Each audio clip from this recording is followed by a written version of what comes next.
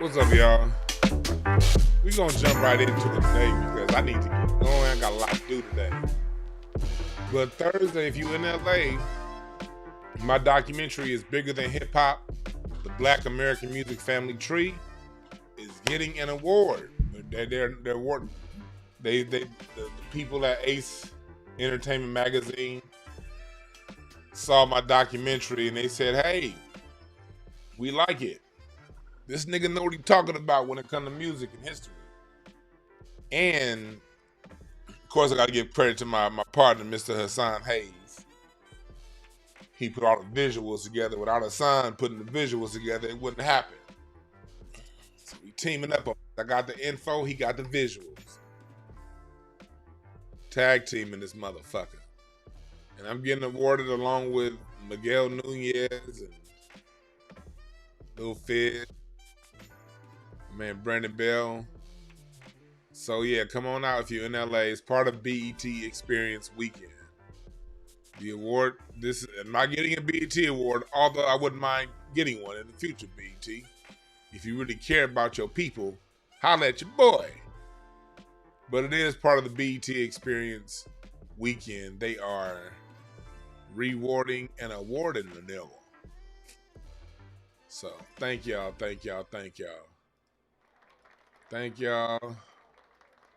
Okay, here we go. So what's up, y'all? We here. What's up, chat room? What's up, Tarif, Quan, Mark by Smith, Antoine Films? Let y'all know we got memberships here on YouTube. Memberships will get read first in the comment section. Memberships will most definitely get read first when we go to the comic. We got the Patreon going on. And also, those of you who've been asking, I have a cardiology course. We're going to start my cardiology course next month in July. So we have early bird registration. I've been getting a lot of y'all saying y'all want to do the card class again. And if you did the first card class, holla at me. But yeah, right here. This is the documentary that they're awarding. You can only find it now at dewanb.com. We're talking about the good old stuff, that good history. And then my courses, boom, right there. 100 Years of Black American Music History course. And we got the 2-day intensive cardiology course that's coming up next month. And that's going to be real intense, all right? So get that, go to the shop. Also, there's a sale going on at the shop. And if you are a member, and if you're on the email list, you got an email this morning telling you how good this sale is. But you have to have you have to be on the email list to find out. And this sale is lasting from now through Saturday. Through the end of the month. Get your Juneteenth stuff for next year. And Black music stuff is year round. But the Juneteenth t-shirts will be coming off. The Juneteenth t-shirts will be coming off of the website on Saturday. So there's a blowout sale on the Juneteenth t-shirts right now. That's now through the end of the month. So get yours for next year. All right. So let's get into it. Lord Jamar checks KRS-One. And I like the way Lord Jamar did it. It wasn't no loud, ignorant nigga shit. It was very, slicing and dicing. He was Lord Jamar, for those you don't know, a member of Brand Nubians. He's the person that made Vlad TV popular. And he's a straight shooter who gives his opinions on things. And although he said he admits he has a grandfather that comes from Barbados, he strictly identifies with the ADOS, Foundational Black American, NBA, or as Dr. Carl Anderson would say, Native Black American. He identifies, and he makes good points in his video saying that he could easily show dual allegiance, but hey, the music comes from here. So what I'm gonna do is I'm gonna play a couple snippets of his video and what he said. And if you listen to what he said the other night, it sounds a lot like what I said. And I ain't saying he told it from me. No, I'm not saying it because Lord Jamar. I can almost damn guarantee he didn't take it from me. One, I seriously doubt Lord Jamar knows who I am, or even have a YouTube channel. I seriously doubt that. And second of all, if you just understand music, I don't have some point of view that's just like, oh, my point of view comes from just really studying and having a long-standing understanding of music and the history of music. So when you have a long-standing understanding of something, and two people have a very long-standing understanding of something, it's a good chance that they may sound a lot alike. Why? Because we're all pulling from history. I wasn't there when bebop was created, but I studied the history of it. I wasn't there when funk was created, but I have uncles that told me. I've studied the hit and I've listened to interviews. So if you have a similar consciousness, it's a good chance you can sound a lot alike. So I want to start off by saying that. But we're gonna play a little bit we're gonna play a couple different videos Lord Jamar said how I did. And I want to play this first one. You know what I mean? I got niggas 2, 3. I want to play this first one because it sounds a lot like it sounds, as far as what I was saying the other day, this being a sound that's ours, and you weren't there when your parents fucked. Remember I said that about 2 weeks ago on the same show? But you weren't there when your parents fucked. That's, and Lord Jamar, he's jumping right in. So I thought it was dope listening to what he had to say. And before I get to running my mouth too much longer, let me get to it, and then we're gonna comment on the video as it went on. Years older than me, talking about you were not old enough to know what was going on. You weren't there. Shut the fuck up. Who cares? Who cares if I was there or not? Were you there when your mother and father fucked? Huh? How do you know that's your mother and father? Hey, y'all was here in the chat room. Hey, and I said, I can tell that shit came off the cuff of his head. He just thought of that. Even though I use that same words, I can tell that ain't my shit. It's true. You weren't there when your parents fucked. But you know that those are your parents. And there's a certain commonality and a common bond. When it comes to music formats and music genres, you don't have to be there when they're created. You hear the DNA of the music. You hear it. It's there. Let's keep going.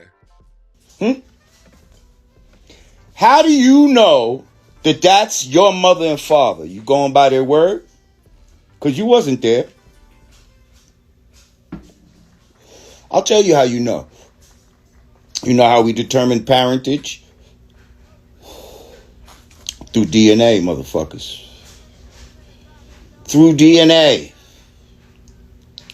Now, when I look at the DNA of hip-hop, when I look at the double helix of hip-hop, what I see is soul music, funk music. I see people that parents. And that's what I mean by that, by when we talk about the DNA of hip-hop.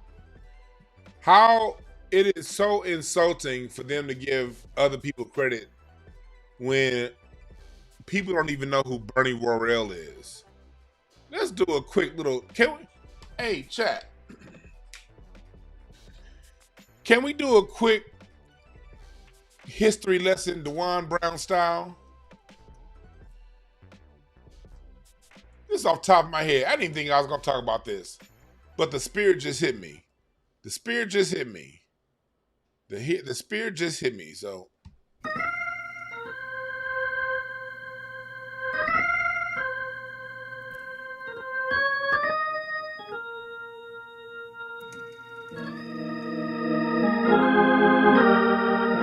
The spirit just hit me.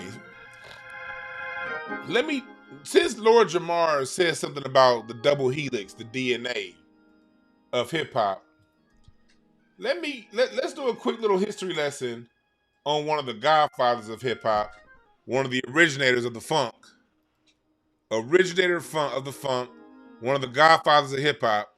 The whole West Coast sound, especially keyboard licks, is built off of him. This man inspired Stevie Wonder to put a wah-wah on his keyboard because he was the first to do it.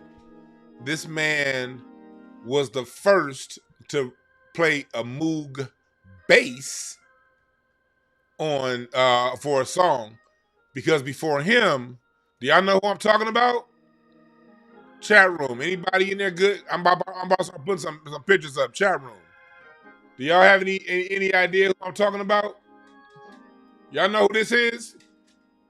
You want to do some hip hop? Let's do some hip hop history for the new people that's here that don't know who I don't quite know who I am in the extensiveness of my music studies. Who this? Who this? Who did he play for? We want to do some hip hop history. Let me take you on a slow journey on some hip hop history. He's right here, if you see, in the vest. That's it, B. Simmons. B. Simmons got it. Art, you got it. No, Tails, not Herbie Hancock. Herbie Hancock did plenty of good things, but that ain't it. Yes, Parliament. That's hip hop right there. Like I said, somebody said in the chat room, G String said, he looked like a hip hop ninja. Yes. Bernie Worrell. Bernie Worrell, there's a song by Parliament Funkadelic. It's actually on the Funkadelic side. It's on the America Eats Its Young album. It's on the America Eats Its Young album. It's a song called A Joyful Process. That's the first time a wah-wah was used on a keyboard. It was used so successfully, Stevie Wonder later on used it. Living Just for the City, that wah wah wah wah wah wah. A wah wah pedal is something that you normally hear a guitar player use. Bernie Worrell was the first to use it on a keyboard, on a synthesizer.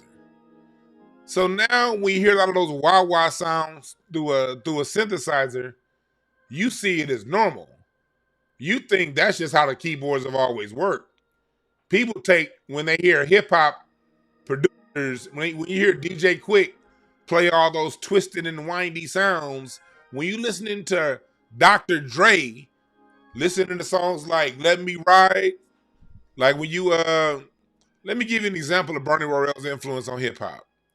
Y'all know I'll be trying to get away with just snippets. I'll be trying to get away with just snippets. So far they ain't tagged me yet. So far they ain't tagged me. But you know this sound right here? Biatch. What no baby? You look good now. That high-pitched keyboard. That sound? Carry long. That sound right there? That sound right there comes from the Bernie Worrell School of Music. So when you're dealing with DJ Quick, DJ Battlecat, Kanye, Pharrell, what's them boys out of New York? Y'all know who the Bomb Squad? Those keyboard licks, that feel when you're dealing with Michael Jackson later on. We listen to Thriller. Doom doom doom doom doom. Doom doom doom doom doom. That was done on a Moog. A Moog is something that became a standard, and it's the precursor to what you have right now in these processed, computerized style beats. These processed, computerized style beats And I'm not a keyboard player, so when I get my next installment of my documentary, I got some surprise dope ass keyboard players that can explain these concepts for you better than I can. I'm a drummer. But here's a Moog. And when you're talking about those keyboard, those bass lines where you don't have to actually be, see, before this, you had to actually play a bass to get some bass. You had to go to a bass player. You had to go to Bootsy Collins.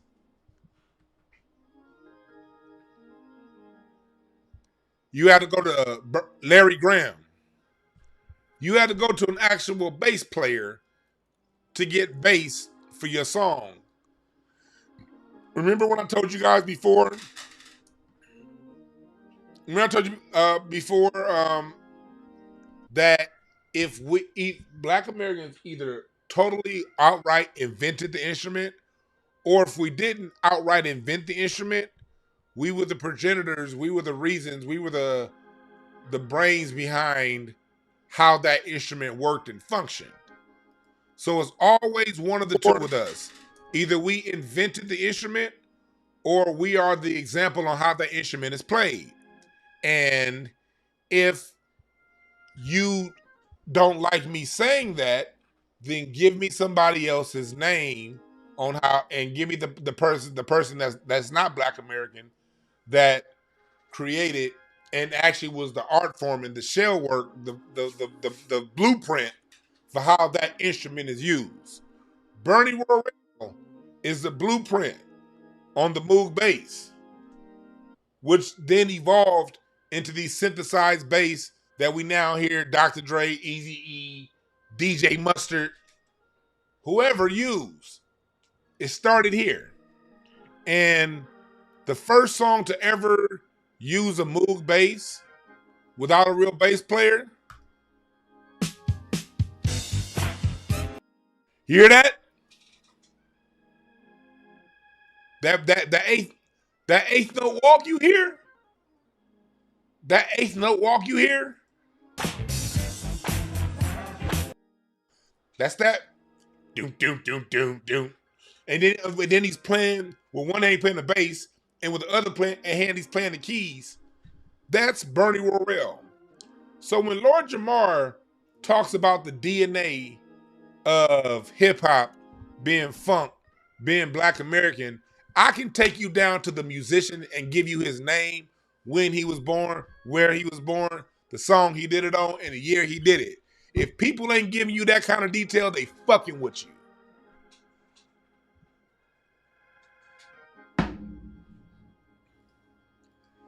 If I had a mic right now, I'd drop it.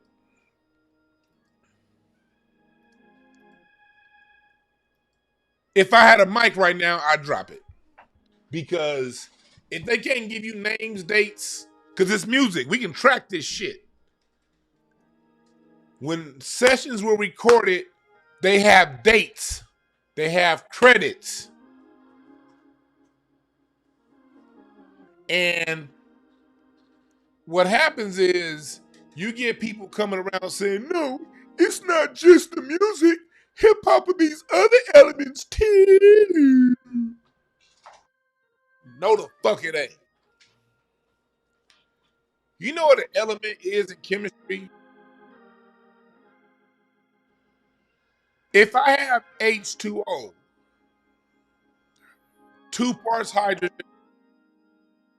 1 part oxygen, that's when I get water. If there's only 1 part hydrogen and 1 part oxygen, guess what? I no longer have water. An element is something that if you remove it or even add to it, it changes its structure. Really, if you remove things, it changes its core component and structure. So, you say one of the elements of hip hop is b-boying. Question, people.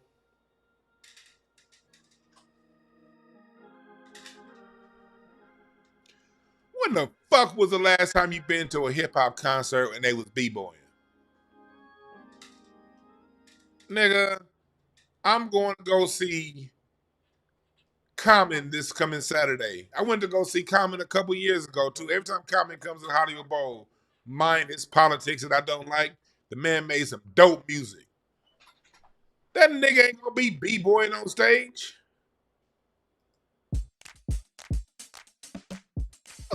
B-boying ain't got shit to do with hip hop. They was b-boying the funk. They was b-boying. B-boying is a dance based out of a funk beat. On the one. That you b-boy on the one. You can have hip hop and not have b-boying. Matter of fact, if I see somebody b-boying next to me on Saturday, I'm probably gonna slap the shit out of them. Be like, nigga, get the fuck out the way. Nigga, you got people walking down this aisle. What the fuck is your problem? Fucking b-boy, no goddamn hip. Nigga, I go to at least 10 to 15 rap concerts a year, and I almost never, if ever, have seen anybody b-boying.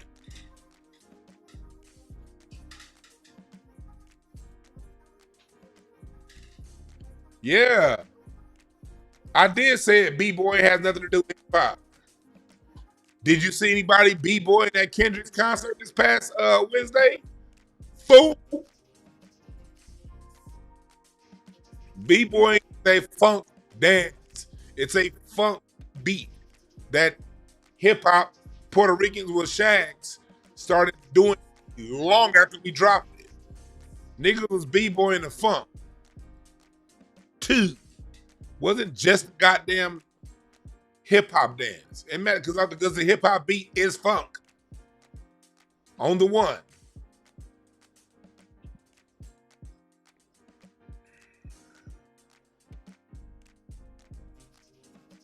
You can have hip hop all goddamn day without b-boying. Another myth. The sound system culture. What the fuck does that even mean? Like when I was in Microphone Check, in Tariq's documentary Microphone Check, and one of the things you'll see I said in that documentary, I appreciate the super chat. He said, thank you for the, hell yeah, we gotta defend the culture. Ain't nobody gonna defend it for us. We got to be the ones to do it. But I said it in Microphone Check. I don't need a sound system for hip hop. I can play hip hop through my phone. Want me to prove it?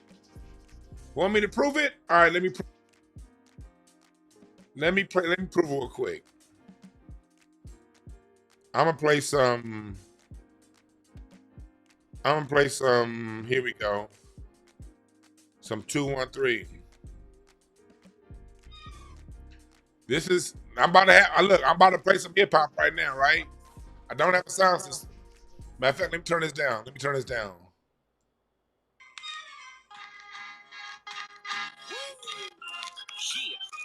welcome to the church, volume 2.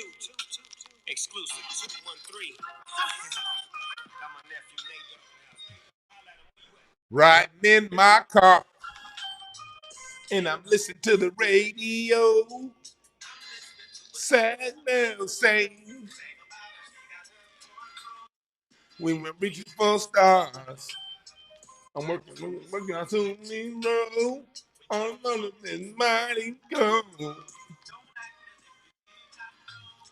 And let me play with their heart.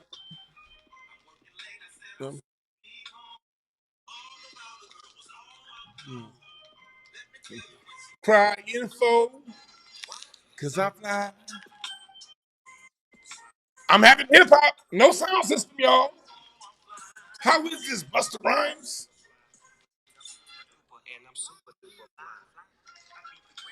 How is this, Busta Rhymes? I just had hip hop, no sound system, and I didn't b-boy.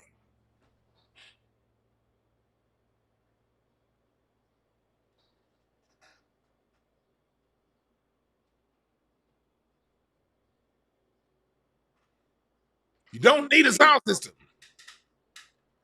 And even back then, let's say we're talking about sound systems. Sound systems are gonna First of all, they were purchased here in the United States of America. So, and sound systems were around in like block parties in Philadelphia. Philadelphia has plenty of footage of doing block parties. Detroit, they had sound in Detroit in the '60s, doing playing Motown. In the in they, I was watching that. Well, go watch that documentary on Stax Records. Man, they had sound system. They had parties with mega sound systems in Memphis, playing Otis Redding. Like, a sound system is only as good as the music played through it. And in New York, y'all had sound systems that went into parks. In LA, we had hip hop too. But we couldn't put sound systems in park because the LAPD was gonna fuck us up. So LA sound systems went in cars. But out here, one song is hip hop, the next song is Michelin. So that's why we're having this discussion. Because you don't need these aren't core elements. They're not. And then when you and Tariq did a good job in his documentary with DJ Faze. DJ Faze was talking about the different sound systems that were in New York at the time. And he was just saying basically, Hurt was one of the guys with sound systems. According to the people who was there, Fat Joe. He had one. Other guys had sound systems too. But sound system, no sound system, is not a core element of hip hop. Not. So b-boying is not a core element of hip hop. Because you have hip hop, b-boying with just a dance at a time in a particular place. That's it. And one thing about us as people, we create every summer is a new dance. Oh yeah, and on the West Coast, on the West Coast,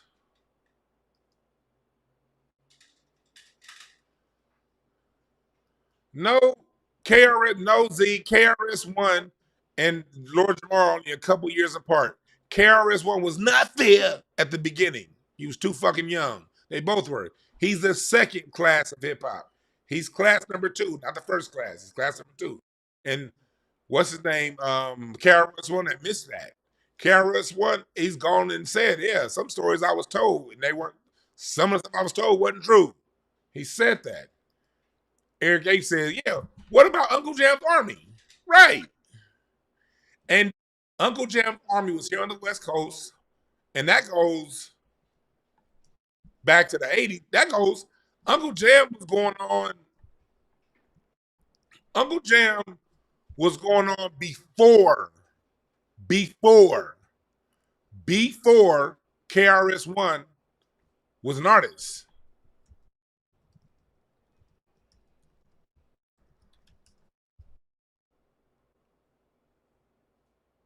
Uncle Jam was a funk hip hop collective based right here in LA, going back to the 80s, early 80s, late 70s.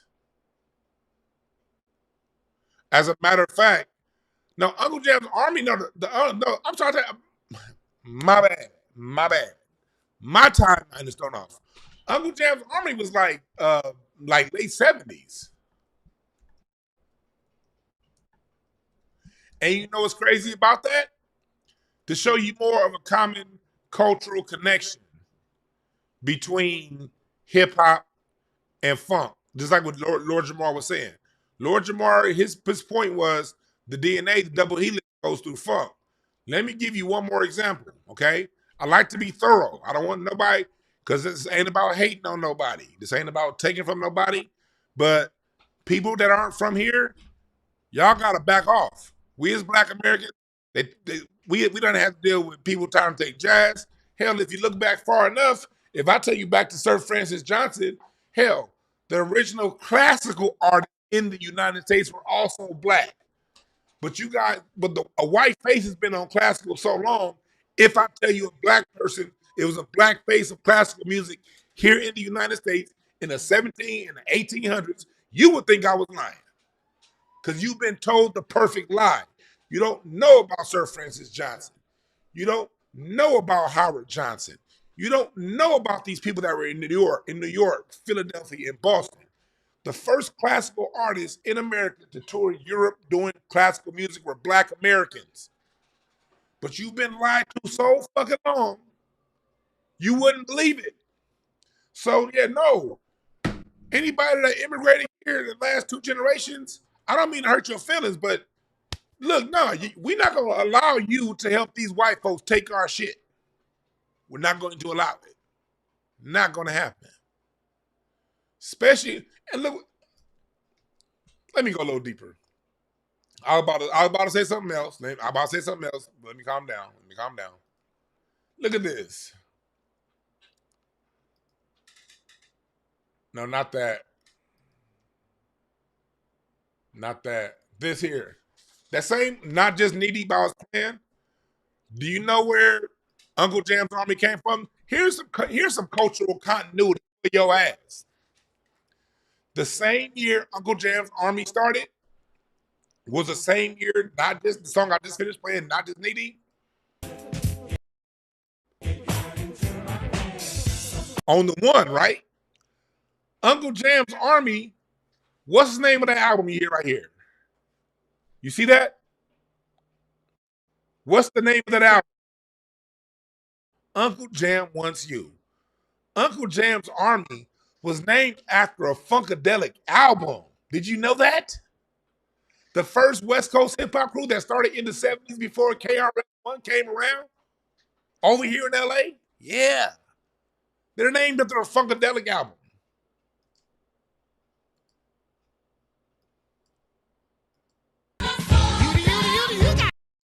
I'm a soldier in the army of Uncle Jam. I'm trying to get it. No, that's not it. I want to play some of that Uncle Jam part. Here we go. From you. Uncle Jam wants you to fuck with him. Yada dee da dee dee dee dee da. And you know who that is singing? That's Felipe Wynn from the Spinners. This era of Funkadelic, you got Bootsy Collins on bass. You got Felipe Wynn that used to sing for the Spinners, singing lead with Funkadelic. You got Glenn Goins was still with them. Fuzzy was still with them. You got, let's go some more. Y'all want to go deep, nigga? Y'all want to go deep on this hip-hop history, nigga? All right. I'm going to pull up somebody else that was with them. Because not only did you had George Clinton was still, of course, his band, but you also had none other than Junie Morrison was also with the band. And Junie Morrison, he played with the Ohio Players and with Funkadelic. And remember earlier when I was telling y'all about like the different keyboard sounds and the different keyboard licks, you had Bernie Worrell. Well, the other guy that was at the forefront of that movement, it was 2 guys at the forefront on the funk side of those West Coast and those hip hop keyboard licks. One was Bernie Worrell, the other was Junie Morrison. And Junie Morrison created this song that Busted sample, Kanye sample. Matter of fact, DJ Quick just sampled this on his album that just came out last week. Real quick, I'm gonna give y'all a quick snippet. What? That's just 2 seconds. Where have y'all heard that from? Talk about the DNA of hip hop. Nigga, what? Where have you heard that? Chat room. Where have you heard this? Where have you heard that?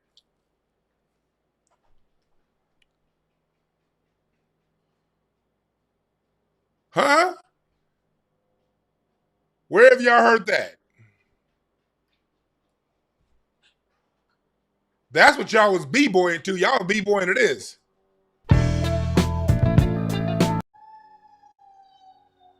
Mm-hmm. Talk about the DNA of hip-hop. What? Don't get me started, y'all. I'm over here working up a sweat. It's hot in the motherfucker in LA.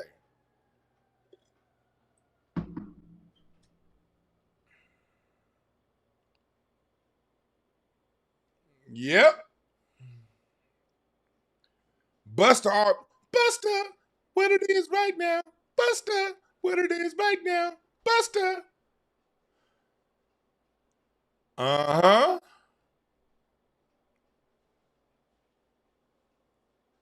So,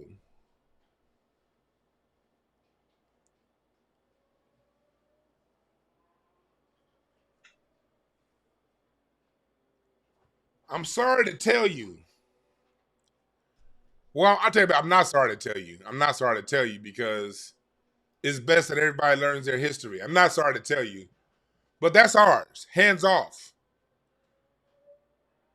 Because like I said yesterday, let's just say, and if I'm preaching, hit the cash app. Hit the cash app. $ Dewan Brown.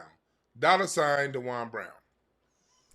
But like I said before, let's say it's some imaginary world far, far, far, far, far away. We allow Puerto Ricans and Jamaicans to take 50-50 credit for our sound.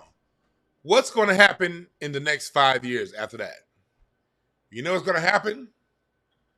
The Puerto Ricans, 500 years of, or a few hundred years of Spanish conquest, and the Latinos, that Spanish conquistador blood's going to start coming through.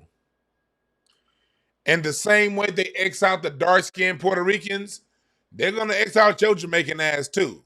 Watch. You better off trying not to lay claim. Man, you get all of Latin America, because once they say it's Latin, it's gonna go from Puerto Rico to the Dominican, then to Mexico, and all the Latin countries, and they outnumber you Jamaicans.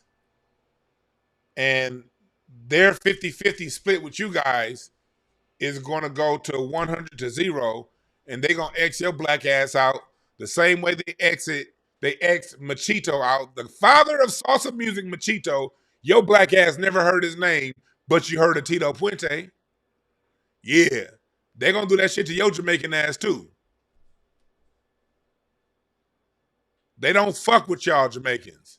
Y'all better off linking up with us and appreciating Jamaican culture, Jamaican heritage like I do. Because I appreciate you motherfuckers for real. I appreciate Jamaica for real. And I appreciate Jamaicans. I love when I be walking through Lamert Park and it be some tree bark eating Jamaican. Respect. Like, man, hell yeah, my nigga. We walking down Degnan in Lamert Park. Respect. I love that shit with my Jamaican homies. I mean, that cool to the motherfucker. I ain't got no issues with Jamaicans. That shit, every time a Jamaican be like, respect, I'll be like, that's my nigga right there. I got no issues with Jamaicans.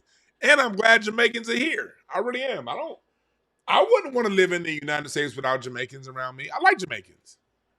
I don't know about, like, in New York, there's a whole bunch of you motherfuckers. Here in LA, there ain't that many. But the few that I be running across, man, Jamaicans be cool to motherfucker out here. I ain't got no issues with Jamaicans. None. And I'd rather click up and link up with y'all because you know good and hell well, if for some reason Fat Joe and the Latinos were able to wrestle hip hop from us, they're not going to share with you Jamaicans. Let's think 2 steps ahead here, okay? Let's think 2 steps ahead here.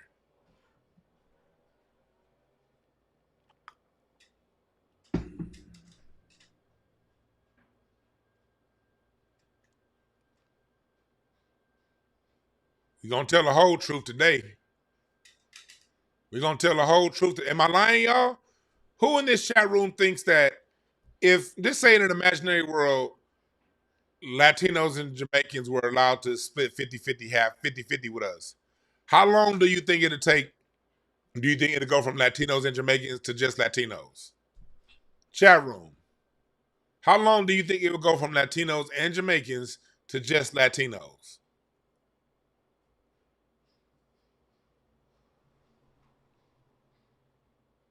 Three months?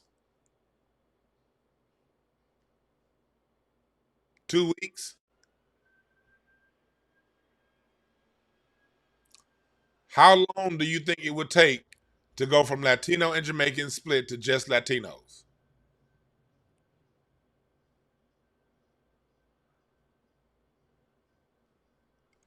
Huh? Huh?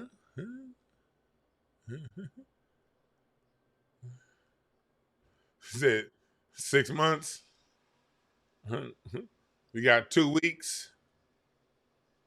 We got real. He said 0 real quick. All right. We got 7 weeks. Ben is nice. Ben says 15 years. Okay. Mike ain't as cool. Mike says a millisecond. Bismarck T says a year.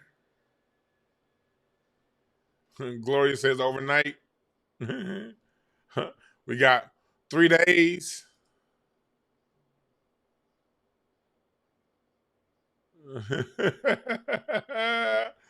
It's in a New York minute. Yeah.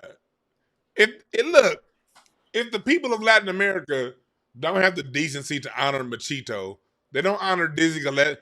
Dizzy Gillespie seeded Latin America with your sound. Salsa, Latin jazz, bossa nova. Charlie Parker and Dizzy, Bird and Dizzy, bebop.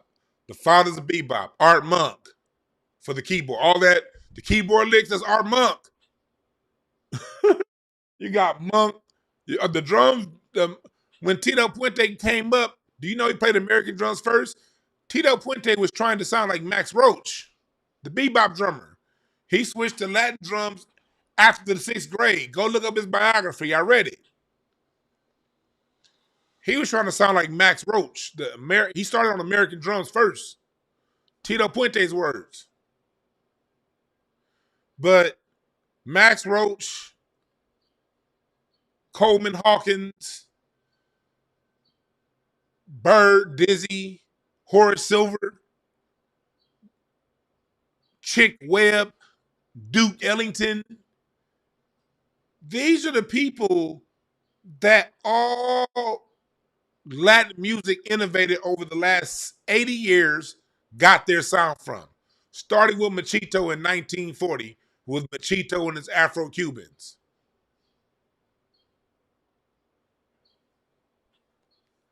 That's why I say, man, look, that's why I don't be fighting with people.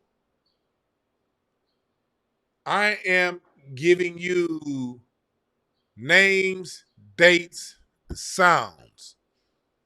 And if a name and a date and the sound predates what I'm telling you, then give it up. But don't just give me some generalization. Because I'm not saying, oh, just blacks did it. No, I'm giving you the name of the nigga that did it and where the fuck he was born.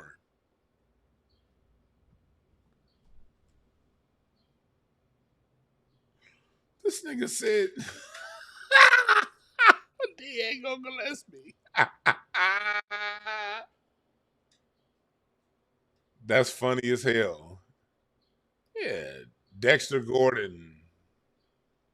Oh, I'm getting thumbs down, but I'm not getting no names. You can thumbs down all you want, but until you give me a name, date, time, and location, you can shut the fuck up.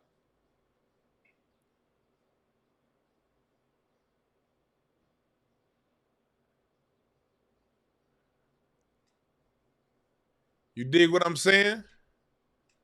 We got over 1,000 people in here, 700 on YouTube, another 400 over on Twitter. We got a few over on Twitch. Hit the like button, hit the share button, and most of all, hit the subscribe button. Y'all want to subscribe to this content? Y'all want to subscribe to this content? And y'all want to go to thewambeat.com right now? I'm having a blowout sale. I'm having a blowout sale for the rest of the month. For the rest of the month, the shop is on sale. For the rest of the month, if you got the email, you know what the discount is. But the whole shop is on sale now, especially these Juneteenth shirts. Juneteenth is coming up, so the whole shop is on sale. What you're gonna do is you're gonna click on what you want, and then you're gonna select the color, and then you're gonna select the size. For me, as many X's as possible. And then you're gonna hit add to cart. And then when you go, ooh, look at the sale I have right here. Do you see it? Or do you see it? Do you see it? Do you see it? Automatic discount at checkout. But that's only now through Friday, all right? I got my courses, 100 Years of Black American Music History course that's going up. If you want to know a detailed historical breakdown of our history, of our music history, you can get it right now at dewonb.com. Either go per class or buy the whole course. Also have an early bird sign up for my 2-day intensive cardology class. For those of you who want to learn how to read cards, you want to learn how to read these motherfuckers and decipher personalities and decipher what the hell is wrong with your crazy ass. New class, y'all been hitting me up. It's the only class I'm going to do this year, so sign up for it. It's the only cardology class I'm doing this year, so sign up for it right now. All right, and then we're going to get back to it. So we back to it. We back to it.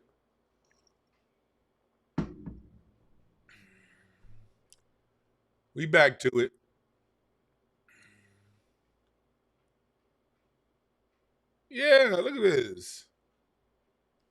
Maria Barzosa on record saying that Puerto Ricans and other white Cubans had a problem with her being around Black Americans. Celia Cruz said the same thing. They were outcasts. Do y'all know who the fuck Machito is? Look.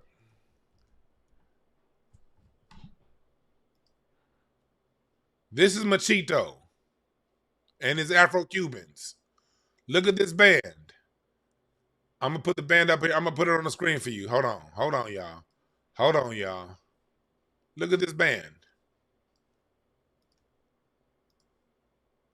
This is Machito and his Afro-Cubans. Right here is Machito on the mic and the cabeza. That's Machito.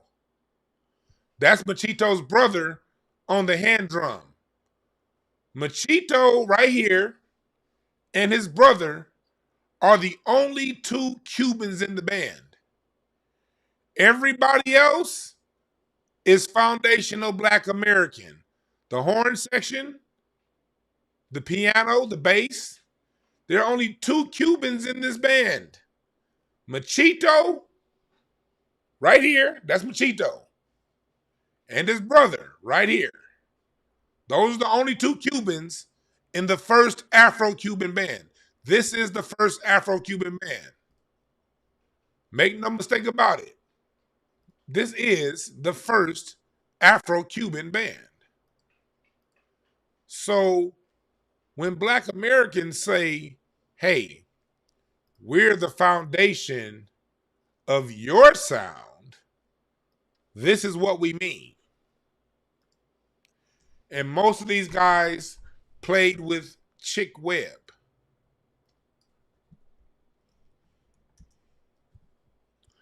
Most of these guys, and here's the reason why. The reason why they were even available to play with Machito is because Chick Webb died. Chick Webb was a drummer at the Savoy Ballroom in New York, where they had Battle of the Bands every week. And he had MS, whatever they will call MS. He had walk. You see, he was on like 4'8", and he had a spine condition, and he died young. He died like in like 1937, 1938. And so when Machito came to America, his brother rounded up the remaining members of his band that didn't have other work and started Machito and his Afro-Cubans. And the reason why he called it Afro-Cuban, because he was calling it, because he was calling us African Americans, Afro Americans, not African. Afro American Cuban is what he was referring to. Afro American Cuban. Then it got shorted to Afro Cuban. But he was talking about, and then when Machito was asked about Latin, why it being called Latin jazz, he was insulted by the term Latin jazz because he said the Latins, what is a Latin? These are the same white people who take all of our shit. He said we're Afro-Cubans. And you had to hear that lesson in Caribbean music from a foundational Black American. They didn't tell you, and they speak the same language as you. You ought to feel insulted. If you speak Spanish or Spanglish, you ought to feel insulted if you didn't know this story. You should have heard this story in Spanish before I told you in English.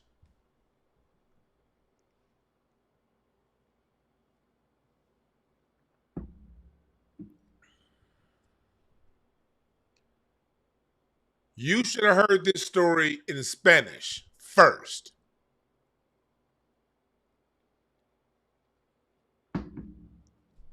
Why the fuck am I telling you this?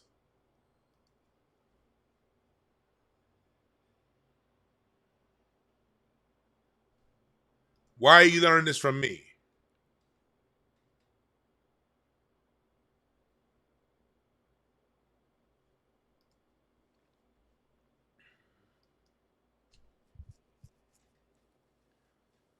Huh?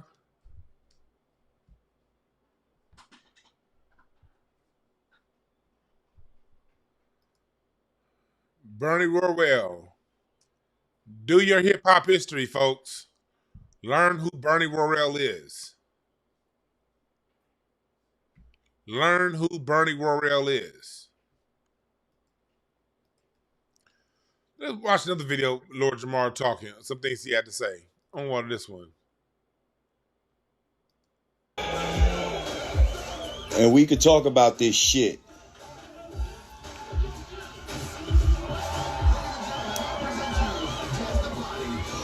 Because this shit is crazy.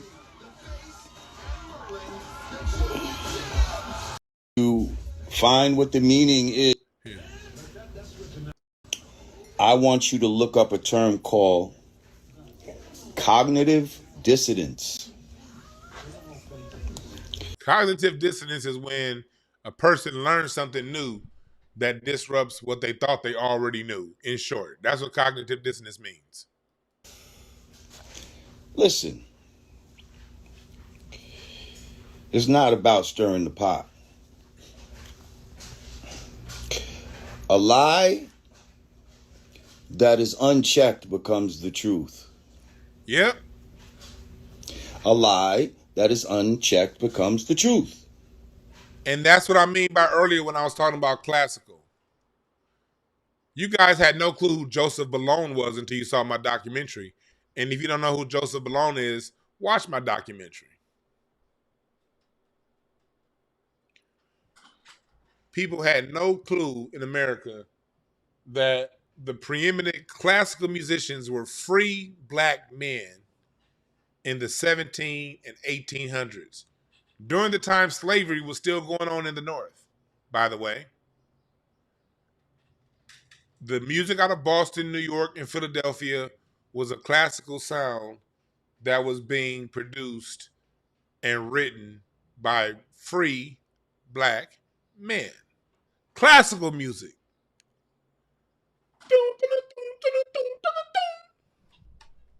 Let me give you an example. I can play this because it's past 100 years. I should be able to play this without a strike. I should be able to play a Francis Johnson composition without a strike because it's over 100 years old.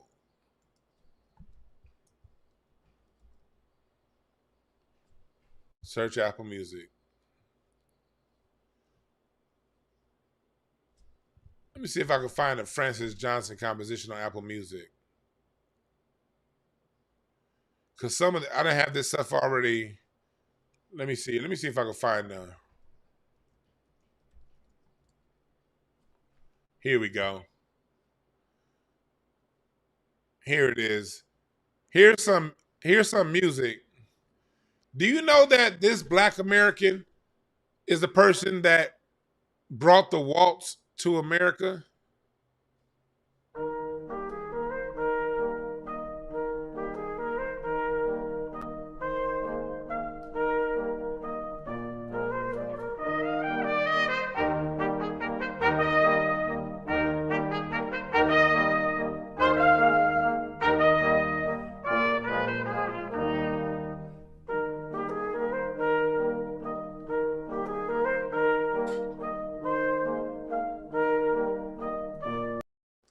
But they told you Black Americans just did the blues.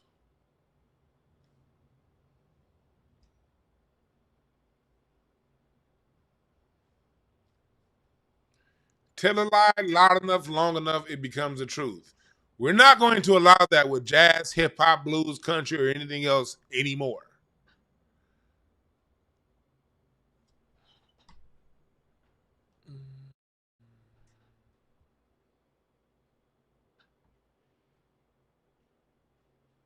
And Francis Johnson was just one. Like there, he just right now. I don't have my. I do this shit without notes, so I don't have some of the other guys' names in front of me right now. Francis Johnson. I found that when I was in Philadelphia last year. I went to a museum, and I actually the first recorded sheet music in American history. I got to actually see it. Why are y'all in the chat room arguing about LL Cool J being Caribbean? He was adopted by Caribbeans, I think, something like that. But like, no. But hell, LL Cool J ain't the first class either. And LL Cool J started the same time as Too Short. And Too Short was here out west. Too Short is mixed with nigga and nigga.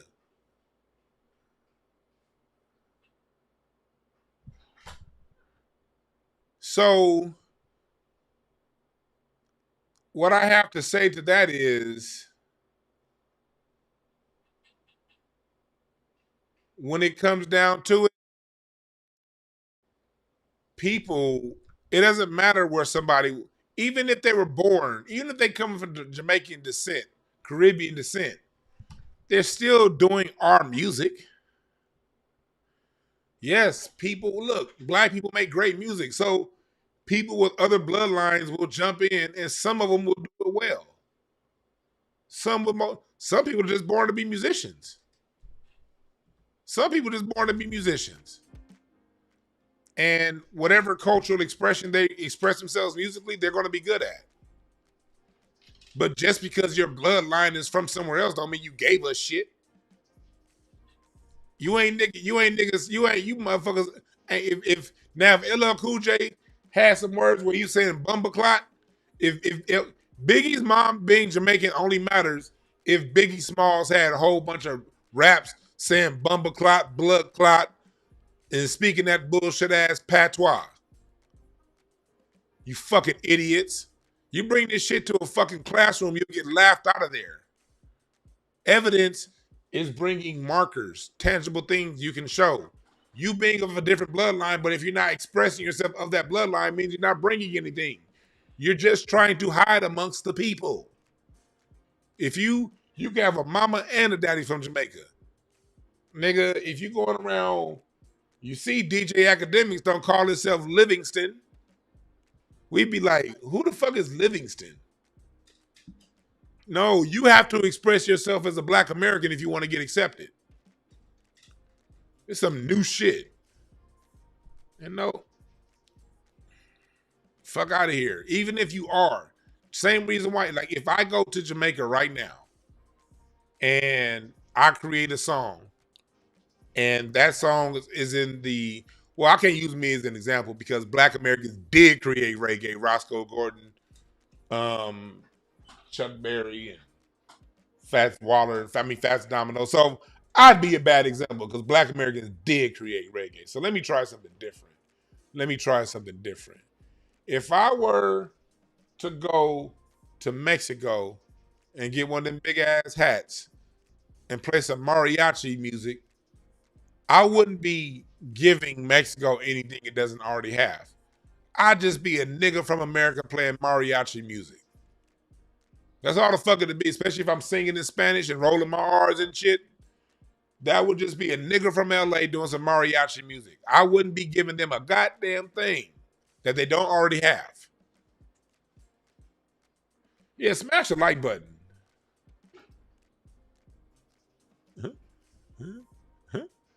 Quan, they got you in the comments? Don't time them out, Quan. Be nice, Quan. Don't regulate too hard in the comments.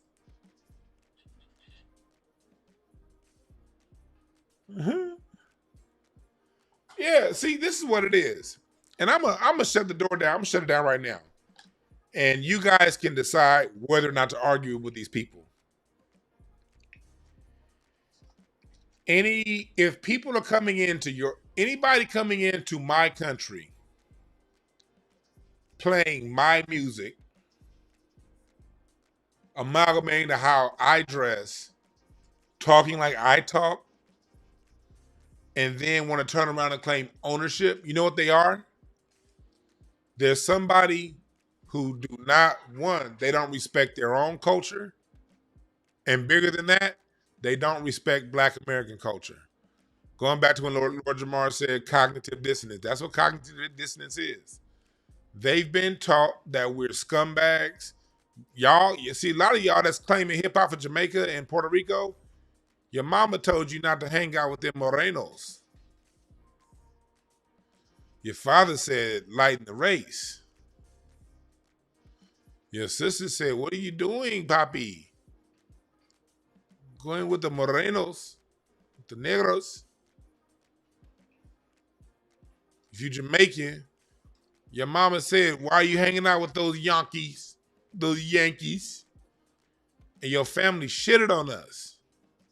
And you're now trying to, in your mind, rationalize these people you've been shitting on your whole existence, having created something that you can't do without. You can't do without hip hop. You can't do without the funk. You can't do without it. So what you do is you separate hip hop from everything else and you say, no, it's our own culture in New York. Okay, let's ignore the sound systems in Philadelphia and Memphis and Detroit in the 60s. Let's ignore Jocko Henderson rapping over a breakbeat in the 60s and the 50s and Frankie Crocker. Let's ignore James Brown and the funk and Earl Young and the four on the floor disco beat that he created with the Philadelphia sound and Barry White with disco. Let's ignore all that. Let's ignore all that. Just ignore it. That's what y'all say. Y'all want to just ignore that shit. Say y'all did all that. If we ignore all that, then y'all say, okay, it's a New York culture. And you ignore all that. Say all that's true. It's New York culture. We're going to ignore James Brown. We're going to ignore funk. We're going to ignore b-boying and sound system. We're going to ignore all that. Okay, cool. What Puerto Rican or Jamaican brought something to our music and our culture that wasn't already there? Name them and give me the date. Name and date.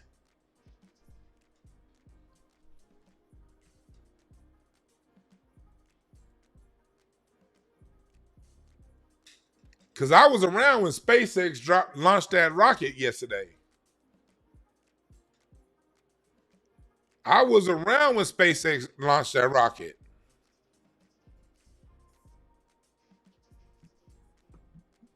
I was there. Didn't create it. Although it was beautiful watching it fly by in the night sky. I was there. Yeah, didn't create it though.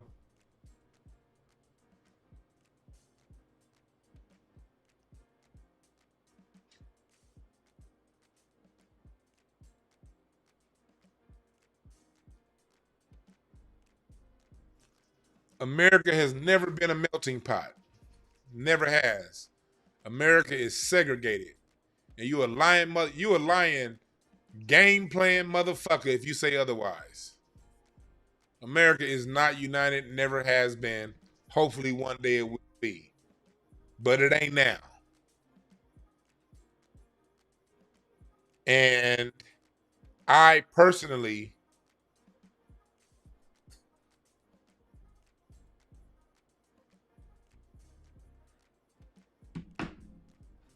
would like it to be, but I don't live in the world that I want. I live in the world that it is.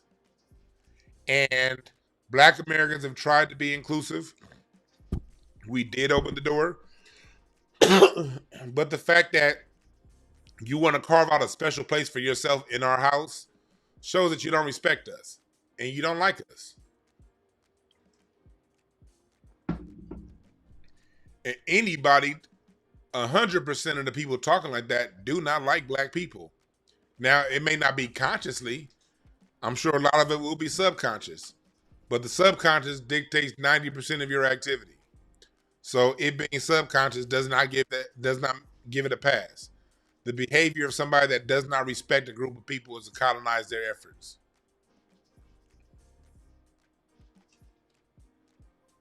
All right?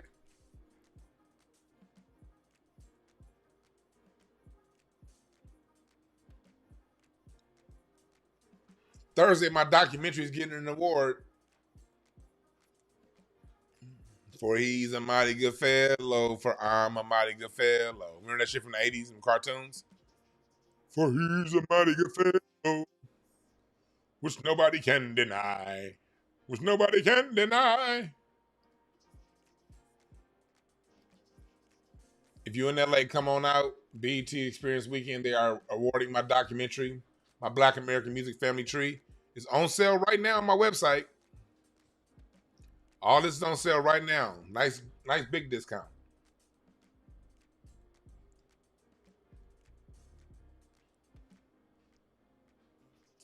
All right. Someone said attendance doesn't count. You goddamn right it don't count.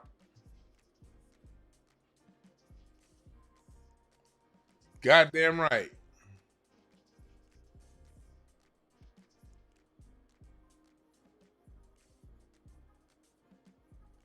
You dig? Thank y'all again for listening. Black American music, hip hop is Black American 100%. No matter how you feel about it, if you're never there, the train still moves. Because Puerto Ricans and Jamaicans were not in Houston when they were building their hip hop scene in the 70s and 80s. They weren't in LA when we were building our hip hop, LA or Oakland, when we were building our hip hop scenes in the 70s and 80s.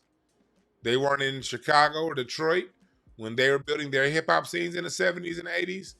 They were only in New York. And New York stopped being by the time the West hit, New York was for the most part done being the top of hip hop by the time the 90s hit.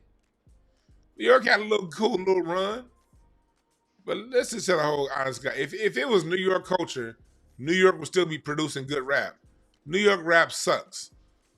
The best y'all gave us, New York, the only thing y'all gave us in the last decade is Tekashi 6ix9ine, Brooklyn. Can we tell the whole truth? Well, the Locks was the last time New York had something hot. The reason why Atlanta hot because all the real New Yorkers moved back down to the South. That's why the South is hot. Because the niggas that created hip hop moved back down there. New York rap sucks. Y'all not relevant like LA is right now rap. Because it's 100% FBAs out here doing rap. That's why, nigga.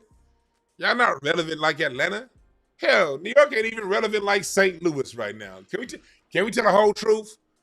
St. Louis and Memphis is far more relevant right now in rap than New York. Chicago is far more relevant right now in rap than New York. Detroit is 15 times more relevant right now than New York. New York ain't shit in rap right now.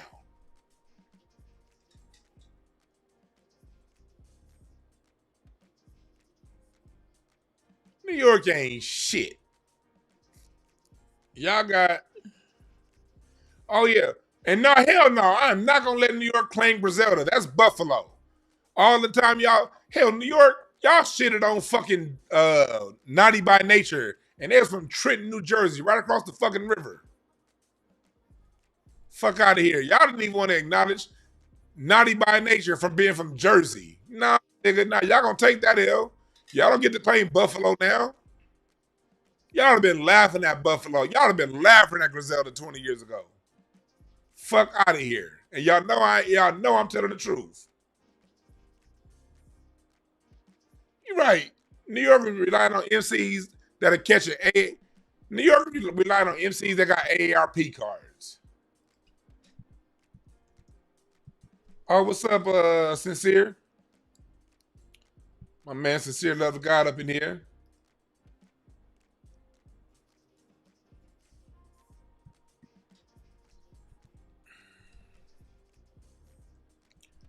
And New York, see New York over here. See, y'all gotta New York over here is still relying on niggas like MC Shan. This is what New York rap has become, y'all. A sellout like Jay-Z and this nigga. This is New York rap, folks. Well, at least we still got Nas walking around here repping for the culture. We got nigga like Jay-Z that told black people we done kneeling, and this nigga walking around. That's New York rap right now. Right there. Right there. Puerto Ricans was with us too. No, man, I'm not with it. I'm not with it. Y'all saw when he said that? I'm not with it. Puerto Ricans was with us too. Puerto Rican? Tell us how to dress? Nah, nigga. Puerto Rican showed you how to put your teeth in. That's the only thing they showed you. This is what's going on in New York right here.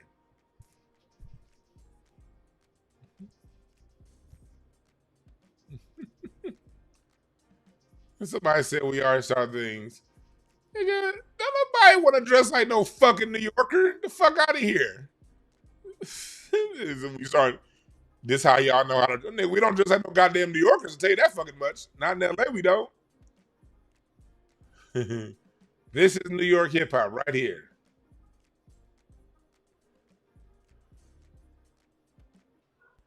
New York is just like basketball. The Rucker Park. New York was the mecca of basketball back in the 60s and the 70s. It's just dead now. It's gone. It's over with. It's a relic. It's the past. That's why most of you niggas have moved that down to Atlanta anyway. New York is in Atlanta. That's why Atlanta's so hot. New York is in Atlanta right now.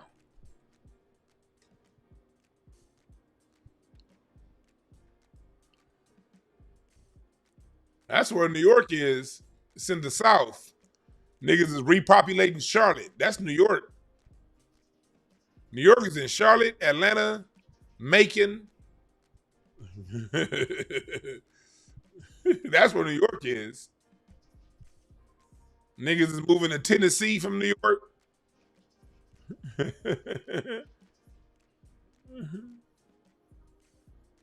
Nigga said, "Hey, black women, stand up. I'm sorry to shit on your city. I just had to say it, you know."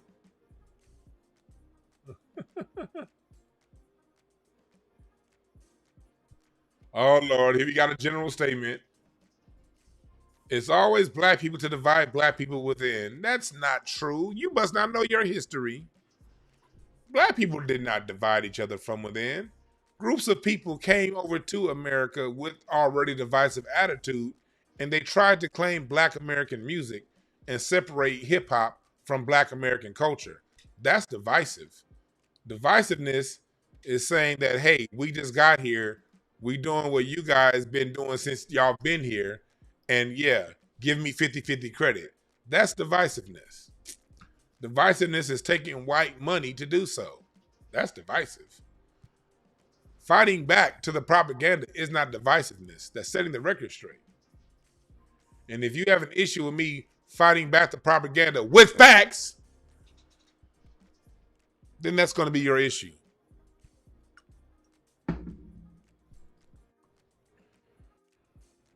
because I'm gonna keep doing it.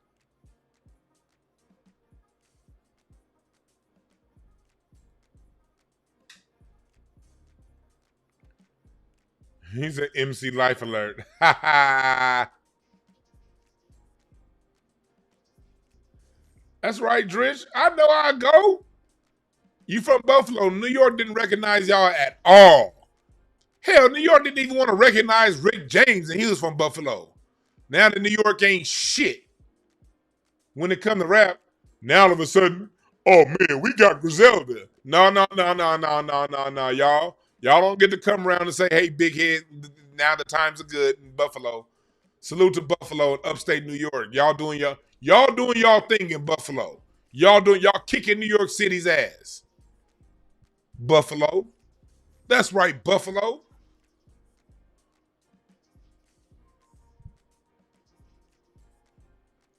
I was like, New York was, yep.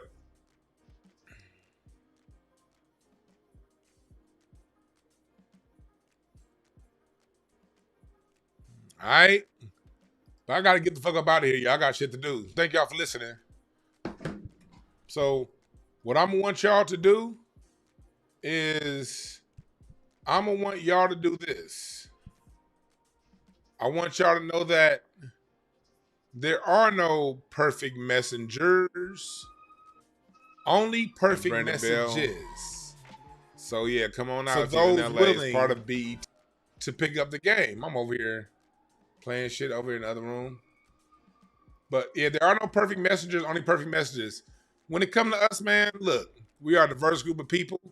And yes, we gonna fight within sometimes. We gonna have intercultural conflict. That happens. It's part of life. It's a part of what humanity is. Alexander Hamilton getting killed by Aaron Burr did not stop the United States from becoming a great nation. I say that in quotes. You can have beef within the culture and still win. Fuck out of here saying you can't. The United States of America is proof that's possible. All right. But thank y'all again for listening. My name is Dewan. We out.